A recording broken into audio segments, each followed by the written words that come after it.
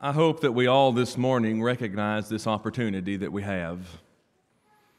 Not only as an opportunity to be able to be here on Sunday morning to spend a period of time in Bible study as we have this morning, but also to spend time in a period of worship as we are right now. We should recognize the honor and the privilege that it is as we've assembled together. But I think today, we should recognize it in another way. For this is the last Sunday morning of this year.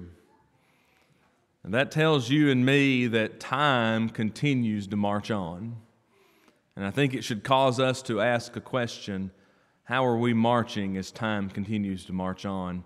We're blessed this morning to be here, and I'm glad you're here. I want to spend time with us today in a study that I've entitled, "It Was Too Late." And to bring our minds into the introduction of things, I want to take you back to the year 1991. And for many of us, that's not a real huge, memorable year. Now, if you were born in 1991, it was a big year. But for most of us, life continued, and life moved on, and life marched on. But in 1991, there was a day when it was too late. You see, I want to bring you to Hamlet, North Carolina, to the company that's entitled Imperial Foods. You might remember this if you'll let your minds go back to that year, but there was a day in which it was too late. The owner of Imperial Foods made a decision that he was going to padlock his exit doors to keep them closed like he wanted them to be. And it was at its peak in 1991 that over 200 people were employed at that specific packaging factory. They packaged chicken and sent it to fast food stores, usually chicken nuggets and chicken strips. And these 200 people at the peak were there.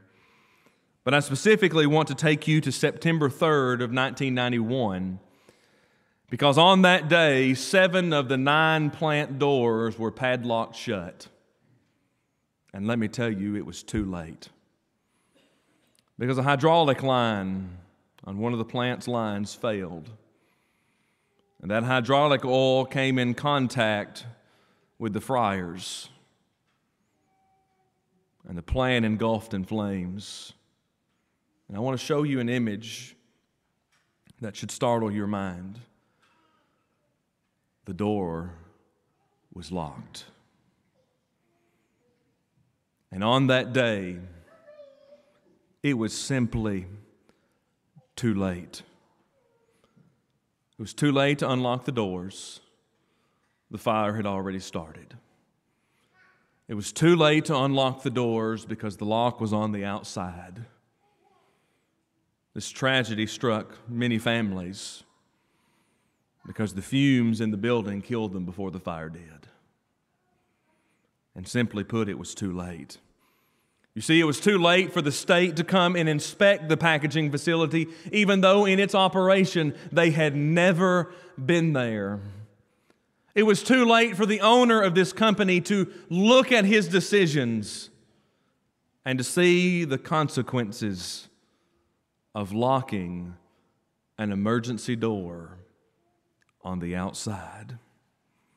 Simply put, in 1991, on September the 3rd, it was too late.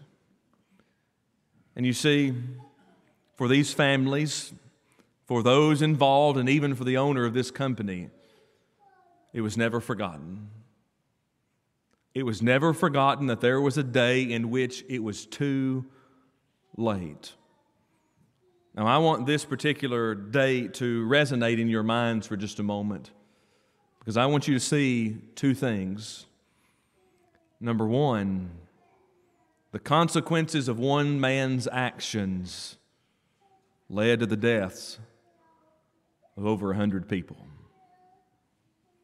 But number 2, all of these people had souls, and their deaths were swift. But what I want you to see today as we think about this is the same can happen to us in our spiritual lives. There can come a day when we finally recognize it's too late. But I want you to see the title of what we've given this sermon today. We've entitled this sermon, "It Was Too Late." You hang on to that thought till we get to the end, and we'll make a notation that will give us hope this morning. But the same can be true in our spiritual lives. It can be too late. And I want us to look at 3 areas which will help us understand how we must live in this life. Number 1, it may be too late when it comes to the presentation of self. And what we'll do is we'll go into the book of Acts and we will look at an account where a husband and wife presented themselves as something, but we're going to find out it was too late. We're going to look at our offering to God, worship. We're going to go back to the book of Leviticus and to see some things in Old Testament worship, and we're going to notice an opportunity, a time when 2 boys found out it was too late. And then I want us to look at our commitment to Christ this morning. And I want to look at one man. And we'll go to a variety of passages when we get to this particular point to illustrate to us that in our commitment to Christ, we may find a day when it was too late, when we have failed. But I want you to remember that it doesn't have to be that way for you and me. I want us to see that as we end this lesson today. But let's start off by looking at Acts chapter 5. Turn there with me. Acts chapter 5. And what I want us to note is there are a lot of things that are good to do in this life, and that's where we're going to start in Acts chapter 5, verse 1. There is a group of people here, and they had something, and they sold it, and they were going to give some of that money, some of those funds, to support the Lord's church, and that's a good act, isn't it? Listen to Acts chapter 5, verse 1. But a certain man named Ananias, with Sapphira his wife, sold a possession. Pause. Don't go any further for just a minute. You know, is there anything wrong with having something in this physical life and selling it? Well, the answer is no. There's nothing wrong with having something that's of a value and selling that said thing for its value. There would be nothing wrong as we let our minds dwell into the context of what's happening in Acts chapter 5, verses 1 through 11. There would be nothing wrong with having a possession, selling it, and giving a portion of that possession to support the local church.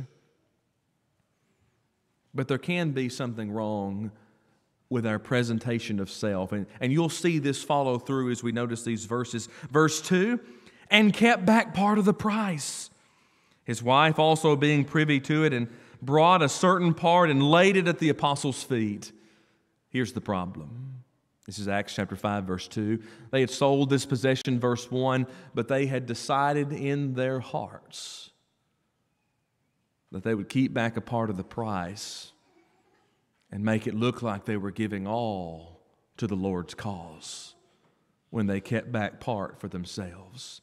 You see, what they did was they presented themselves. The presentation of self was, look how good we are. We had a possession, we sold it for a value, and we're giving it all. But inwardly, they kept back part of the price. Let's follow out what happens here. Verse 3, but Peter said, Ananias, why hath Satan filled thy heart to lie to the Holy Ghost and to keep back part of the price of the land? We're finally told what it is. They had a possession. It was some land. But we see the problem, don't we? It was a problem of the heart. And in this presentation, Ananias has brought this, and it seems to Peter, and he said, here's how much it was, and here's how much I sold, and here's how much I give. And they were all the same amounts. But he kept back part of the price. Now pause for just a minute. Would it be wrong to sell a possession of land and give part of the money to the Lord's cause and to keep part of the money to sustain yourself? Well, the answer is no, it wouldn't be wrong. There would be nothing wrong with him keeping part of the price and giving part of the price to help the Lord's cause. But you see, it was about presentation of self for Ananias. And he kept back part of the price.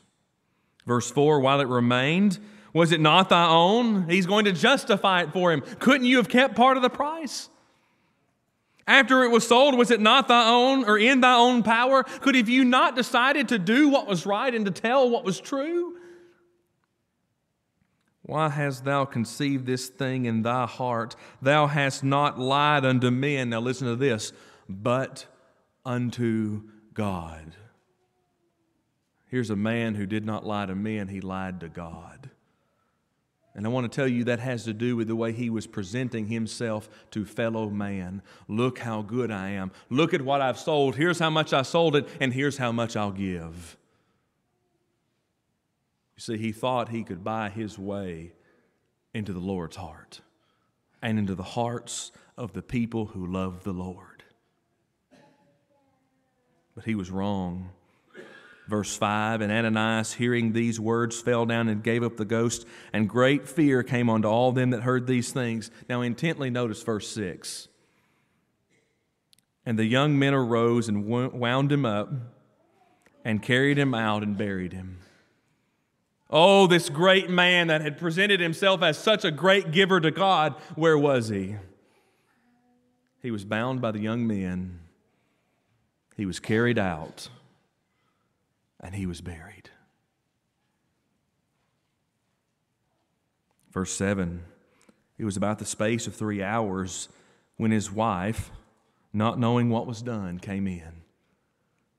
Here's his counterpart. Here's his wife. Listen to the way I'm going to put this. Here's his prized possession. That's marriage. She comes in, not knowing what has taken place. And Peter answered unto her, tell me whether ye sold the land for so much. And she said, yea, for so much. I want to give us a subset of this particular lesson today. But husbands, your wife and your children will follow in your footsteps. Let's notice what happens here. Then Peter said unto her, this is verse 9, how is it that ye have agreed together to tempt the Spirit of the Lord? Behold, the feet of them which have buried thy husband are at the door and shall carry thee out. Why would you tempt God by presenting yourself as such? Verse 10, then she fell down straightway at his feet and yielded up the ghost, and the young men came in, found her dead, carried her forth, and buried her by her husband.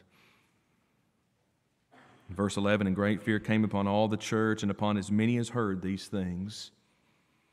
I'm here to tell you today that this was a day that we're reading about in Acts chapter 5, verses 1 through 11, in which it was too late. A husband and wife, the greatest team ever conceived.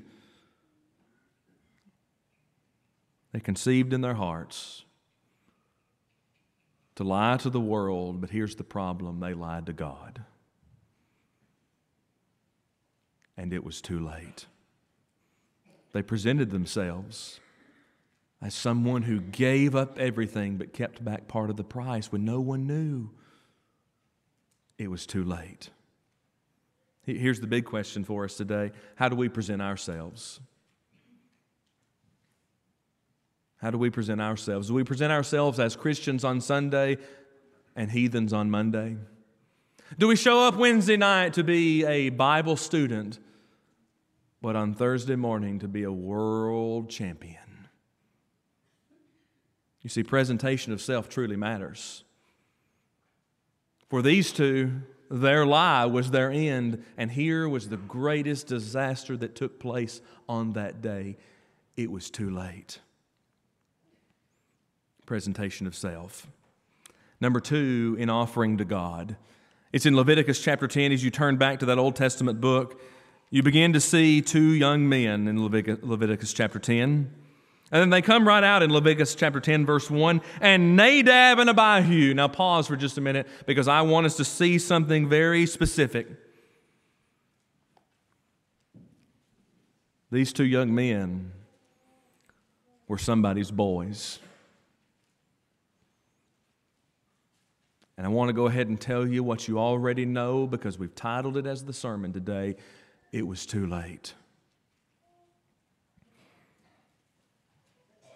I want you to go down to verse 3 and see something with me. Then Moses said unto Aaron, This is that the Lord spake, saying, I will be sanctified in them that come nigh to me, and before all the people I will be glorified. And Aaron held his peace. What's happening here in Leviticus 10, 1 through 3? Well, Aaron's boys, verse 1, they took either of them their censers that was used inside of worship, and put fire therein, which was used inside of worship, and put incense thereon, and offered strange fire before the Lord. Now listen to this, which he commanded them not. They violated the very will of God in their worship, in their offering to God. And verse 2 tells us it was too late. And there went out a fire from the Lord and devoured them, and they died before the Lord. It was too late. What I want you to see is what happens in Leviticus chapter 9. And I want you to start in 1 and 2, because here is this offering taking place in Leviticus chapter 9. It came to pass on the 8th day that Moses called Aaron, and listen to this, Aaron and his sons, the elders of Israel, and he said unto Aaron, Take thee a young calf for a sin offering and a ram for a burnt offering without blemish, and offer them before the Lord, following after the Lord's commands. Here it is, there's this offering that's taking place, and who's involved in it? Well, there's Aaron. Now listen to this, because this breaks my heart, and his boys. You know what happens in Leviticus chapter 10, because we started there, we're going back. There needed to be a sin offering in the midst of the people of Israel because the people of Israel had sinned. And Aaron and his boys are all brought to this particular event. Notice verses 3 through 7. This is the atonement. And to the children of Israel thou shalt speak, saying, Take ye a kid of the goats for a sin offering, and a calf, a lamb, both of the first year without blemish for a burnt offering, as God had commanded it. Also a bullock and a ram for a peace offering to the sacrifice before the Lord, and a meat offering mingled with oil, for today the Lord will appear unto you. And look at verse 5. They brought that which Moses commanded before the tabernacle of the congregation, and all the congregation drew near, now listen to this, and stood before the Lord. I want you to draw yourself over to Leviticus chapter 10, verse 2 and 3. Especially verse 3. I will be sanctified in them that come nigh to me, and before the people will I be glorified. Who was going to be second place? It was not going to be God. That's what we find here. Here they are standing before the Lord, verse 5.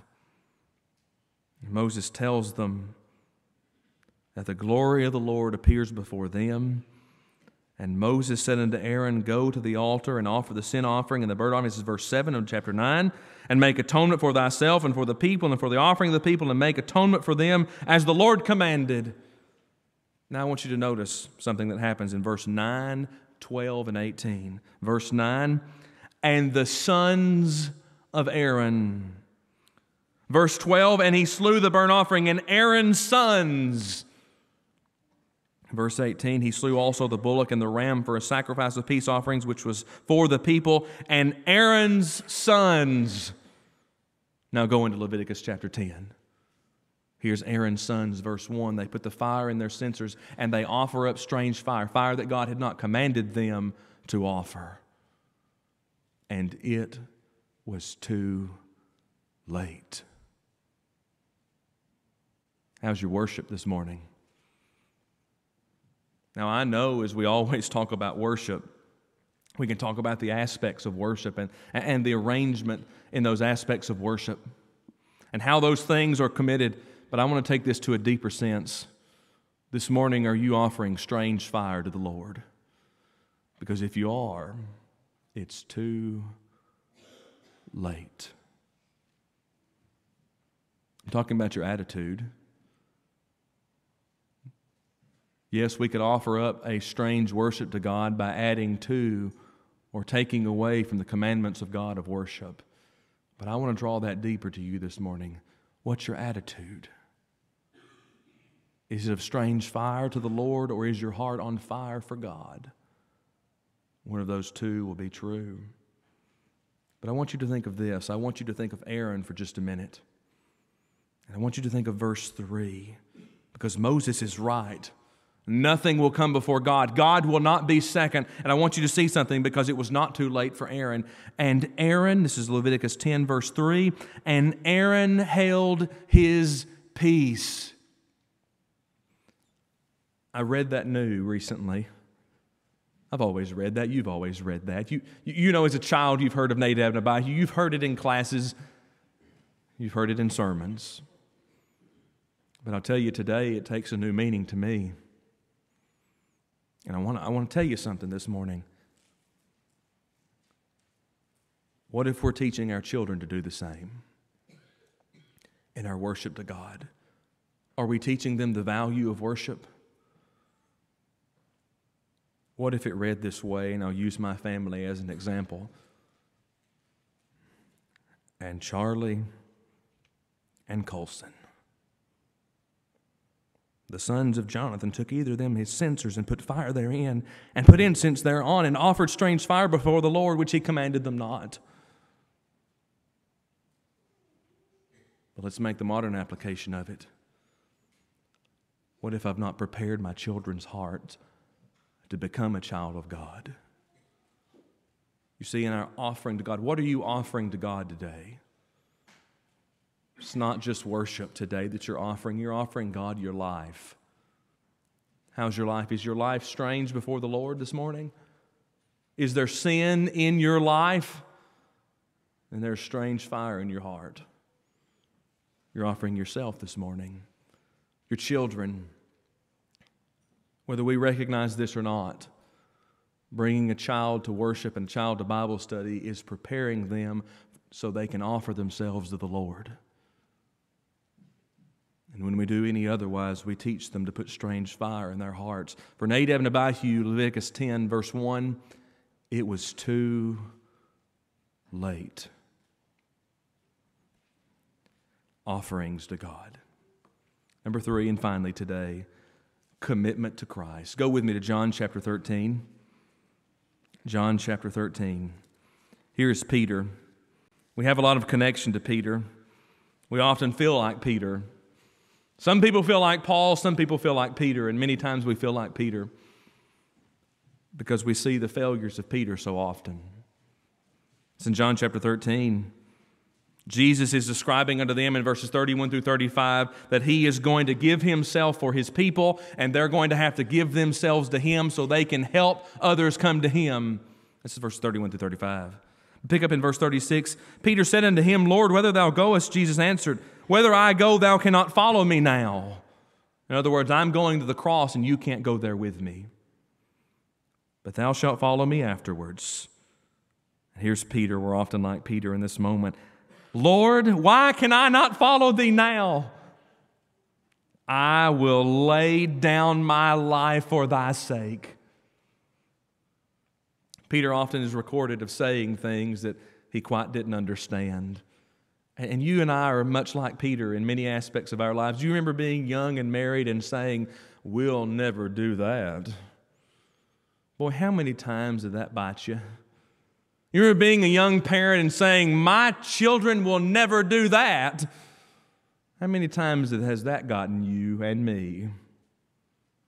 How many times as a Christian have we said, how dare them, I'll never do that? Here's Peter. I'll lay down my life for you, Lord. Nothing will get in the way of my commitment to you. Nothing will turn me away from you. But notice Jesus in verse 38. Wilt thou lay down my life for my sake? Verily, verily, I say unto you, the cock shall not crow till thou hast denied me thrice. And thus I want to take you back to Matthew chapter 26 because I want us to see the mindset Of course, Matthew, Mark, Luke, and John should be studied together because you have bits and pieces in all of the accounts that help us understand what's going on. What's the mindset of Peter? Peter, what are you thinking when the Lord said this to you? Well, it's Matthew chapter 26, verse 35, in which tells us the mindset of Peter. Verse 35, Peter said unto him, you'll notice verse 34, same thing in John chapter 13. Verse 35 in Matthew 26, though I should die with thee, yet I will not deny thee. I won't do that. Boy, aren't we like Peter. But let me add to this, aren't we like the disciples? Because follow the rest of Matthew 26, verse 35 out. Likewise, also said all the disciples. I'll never leave you, Lord. I'll go to my grave for you, Lord. I'll die for you today, Lord. I'll never deny you. Now go with me to John chapter 18. Let's see, as a wise man once said, let's see the rest of the story. You pick up in John chapter 18, verse 10, and you see what's happening. Jesus is being confronted with all of those who are getting ready to take him to the cross. And Peter, look who it is. It's Peter, verse 10. Simon Peter, having a sword, he drew it and smote the high priest's servant and cut off the right ear. The servant's name was Malchus. Here's Peter. I'll never deny you, Lord. I'll fight for you. Peter certainly was willing in this physical life, wasn't he? Peter truly was sure of himself in this life. And verse 11, Jesus said unto Peter, put up thy sword into the sheath. The cup which my Father hath given me, shall I not drink it? Do you remember the prayer that Jesus prayed in the Garden of Gethsemane? If there's any other way, let this cup pass from me. Now look at what he says. This cup that my Father's given me, I'll drink it. Jesus knew who he was. Verse 13, they led him away to Annas first, where he was father-in-law to Caiaphas, which is the high priest that same year. Go down to verse 15. Simon Peter followed Jesus, and so did another disciple. So here's Peter and another. They're following Jesus as he's being taken to all these places, never leaving him in this physical life. Verse 16, but Peter stood at the door without. Then went out that other disciple, which was known unto the high priest, and spake unto him that kept the door, and brought in Peter. But look at verse 17. This is where it gets real intent for us. Then said the damsel that kept the door unto Peter. So who is it? The lady at the door, she's keeping the door, and she knows who can come in and who can come out. And she says unto Peter, she knew who he was. Look at verse 17. Art not thou also one of this man's disciples? Well, Peter, what's your answer? I'll die for you, Lord. He saith, I am not. I want to go ahead and tell you something. I'm going to tell you a few more times today. It was too late because it's begun. You follow all of these things out that take place and the servants and the officers and all of this, and Jesus is responding to them, the high priest, verse 19. Jesus responds 20 and 21.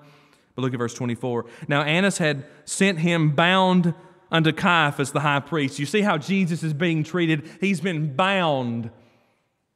If there was ever an innocent man, if there was ever an innocent one, it was Jesus Christ, who bore the sins of you and me, because we're the ones that deserve to be bound. In verse 25, and Simon Peter stood and warmed himself. And they said therefore unto him, art thou also one of his disciples? What's his answer? I'll die for you. Now listen to these words in verse 25. He denied it and said, I am not. Let me tell you the second time in this particular occasion, it was too late. Verse 26, one of the servants of the high priest, being his kinsman, whose ear did Peter cut off, said, did I not see thee in the garden with him? Do you see the irony here? Who is this man, verse 26? One of the servants of the high priest, being his kinsman, whose ear Peter cut off. Aren't you his disciple? We could ask it this way: didn't you cut my ear off? Verse 27, Peter then denied again. How many times is that? Read the verse.